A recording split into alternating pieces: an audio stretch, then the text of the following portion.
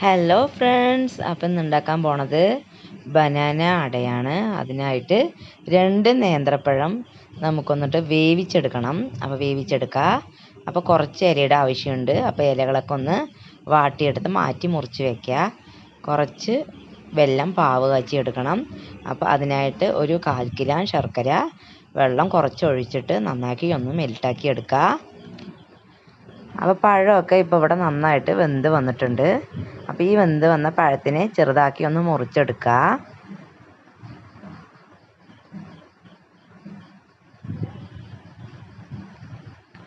ഇത് ചെറുതാക്കി മുറിച്ചെടുത്തിട്ട് മിക്സിയിലിട്ടിട്ട് നന്നായിട്ട് പേസ്റ്റ് ആക്കിയിട്ട് ഒന്ന് അരച്ചെടുത്തിട്ട് വരാം.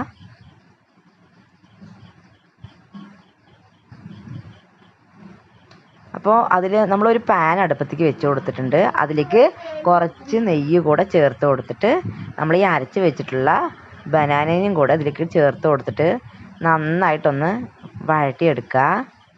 അപ്പോൾ കുറച്ച് സമയം നന്നായിട്ട് വഴറ്റിയെടുക്കുന്ന സമയത്ത് അതിൽ നിന്നുണ്ടാവുന്ന ഒരു മണം ഉണ്ടല്ലോ, ആ ഒരു സ്മെല്ല് അതൊന്ന് മാറിക്കിട്ടി നെയ്യൊക്കെ കൂടെ മിക്സാക്കി വരുമ്പോൾ അതിനൊരു ടേസ്റ്റായിട്ട് മാറും.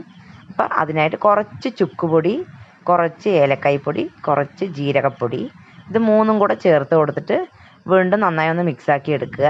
എന്നിട്ട് മെൽറ്റാക്കി വെച്ചിട്ടുള്ള വെല്ലം അത് ഇതിലേക്ക് അരിച്ചിട്ട് ഒഴിച്ചു കൊടുത്തിട്ട് ഒന്നും കൂടെ നന്നായിട്ടൊന്ന് മിക്സാക്കി എടുക്കുക.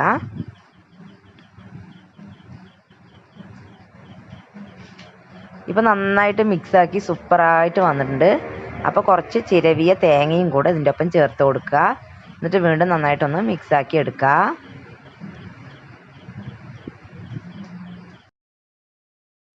വറുത്ത പച്ചരിപ്പൊടി ഒരു 1/4 ഗ്ലാസ് നമുക്കിതിൽ കൊട്ടിക്കൊടുത്തിട്ട് നന്നായിട്ടൊന്ന് നമുക്കിത് മാവിനെ വാട്ടിയെടുക്കണം. ഈ പഴത്തിൻ്റെ കൂടെ മിക്സ് ചെയ്തിട്ട് നന്നായിട്ടൊന്ന് വാട്ടിയിട്ട് നന്നായിട്ടൊന്ന് ഇങ്ങനെ പാനിൽ വിട്ട് വരത്തക്ക രീതിയിലൊന്ന് ആക്കിയെടുക്കുക. എന്നിട്ട് വാട്ടി വെച്ച ഇലയിലേക്ക് നമ്മൾ ഈ ഫില്ലിങ്സ് കൂടെ എടുത്തിട്ട് നമ്മൾ ഇതിനെ ഒരു ഷേപ്പാക്കിയിട്ട് ഇതുപോലെ ഒന്ന് മടക്കി എടുത്ത് കൊടുക്കുക. അപ്പോൾ ഇതുപോലെ എല്ലാം അതുപോലെ ആക്കി എടുത്തിട്ടുണ്ട്. അപ്പോൾ എല്ലാം നമ്മളൊന്ന് ഇഡ്ഡലി പാത്രത്തേക്ക് വെച്ച് കൊടുത്തിട്ട് ഒരു 10 മിനിറ്റ് നന്നായിട്ടൊന്ന് ആവി കയറ്റി വേവിച്ചെടുക്കുക.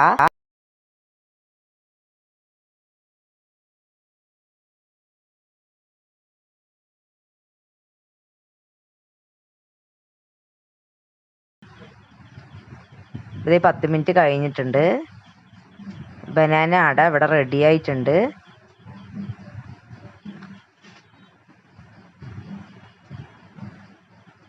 അപ്പോൾ ഇതാണ് നമ്മുടെ ബനാന അട.